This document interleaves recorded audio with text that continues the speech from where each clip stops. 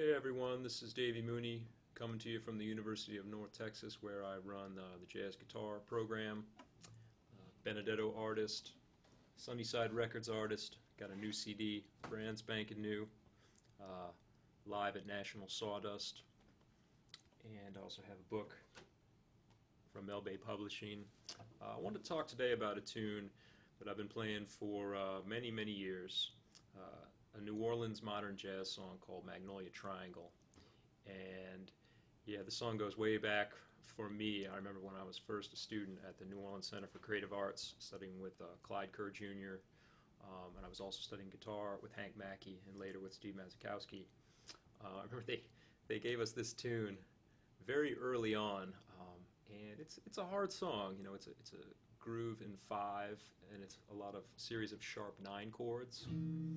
It's kind of a blues in some ways with a longer turnaround. You've got C7 sharp 9, F7 sharp 9, back to C7 sharp 9, and the turnaround is F7 sharp 9, E flat 7 sharp 9, E7 sharp 9, D flat 7 sharp 9, D7 sharp 9, G7 sharp 9, and back to C. It's written by a great New Orleans drummer named James Black, who I believe passed away in the 1980s, long before I was in this jazz guitar business. But I remember them putting that tune in front of us, and first of all, I couldn't really play very well in 4 at the time. I was probably 15 or 16, not to mention 5. And I remember too, like the sharp 9 chords everywhere kind of tripped me out a little bit, because I had just started to learn, about things like altered dominance and the idea that you might play some language.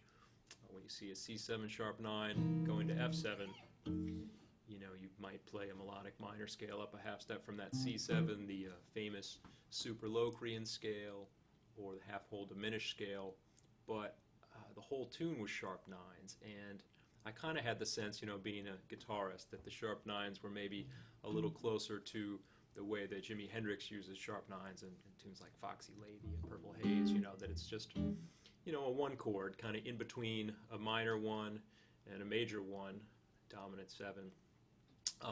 So as I learned to play this tune over the years and kept returning to it, these days I like how all those sharp 9 chords give you a pretty wide palette of things you can play. You could just treat them like dominant 7s. You could treat them like kind of minor chords in some way. You could make them have a diminished sound. You can play, triad pairs of all kinds. You could play a C7 and a G flat 7 triad.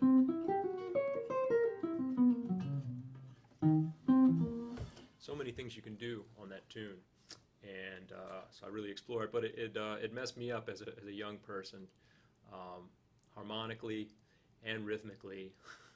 The melody's kind of tricky, but I've been teaching it here at North Texas. I like to, in my improv class, have a tune from each semester from the New Orleans modern jazz tradition. I love traditional New Orleans music, but I think some people don't realize that there's a very strong modern jazz tradition in New Orleans, and I consider myself part of the New Orleans modern jazz guitar tradition through Hank Mackey and Steve Mazikowski and the late great Todd Duke, Phil DeGree, forgetting a lot of people, but Ted Ludwig, Matt Johnson.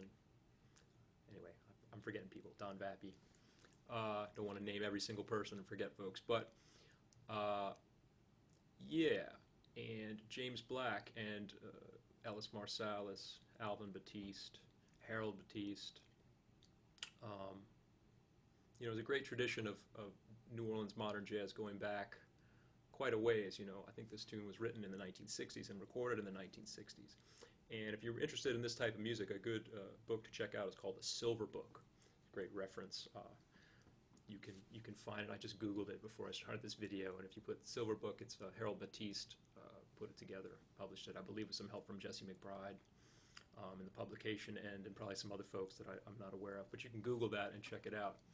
But one other thing, I think I would talk about, because in my improv class, we talk about odd meter playing, and I'm not a total metrical genius at this music. I've struggled over the years to incorporate the whole world of mixed meter not just fives and sevens and things like that. But I feel like tunes these days, and going back 15 years or so, 20 years, don't just stay in one meter and they jump all over the place. It's kind of easier if it just stays in one meter, even if it's an odd meter. But in an improv class, we, in addition to playing these harder modern jazz tunes, we take standards and put them into odd meters and change keys and things like that. So when I talk to my students about how did I get fluent in five, and how do I feel like I can play freely in five, play the sort of over the bar line things that I like to play, long lines that aren't so predictable and don't have to necessarily, I don't want the phrases that I play to have to conform exactly to the phrase structure of the tune when I'm improvising. And one thing I worked on, I remember, especially when I was in the Monk Institute, I needed to shed this a lot because it seemed like every tune that we wrote was, I tell the students, it made you feel like you had to relearn how to play music again. So what I would do with a 5/4 I would practice playing on, the standard jazz 5/4 is kind of 3 + 2, ba, ba, ba, ba, ba, ba.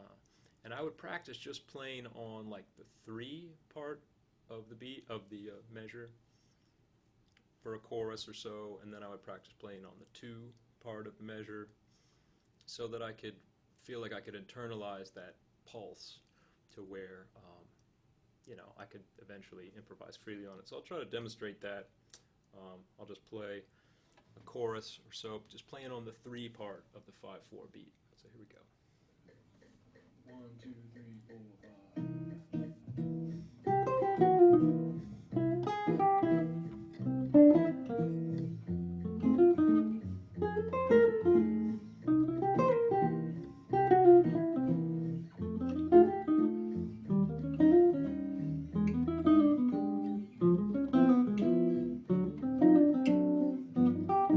Then on the 2 part.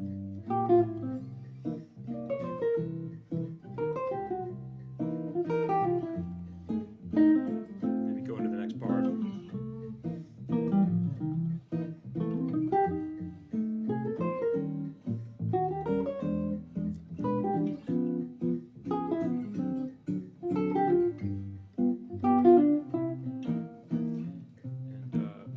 And I would work on that till I felt comfortable, and I do that with these days if I have to deal with something where the meters shift, or honestly 13s and 11s I can get together, but I have to shed them.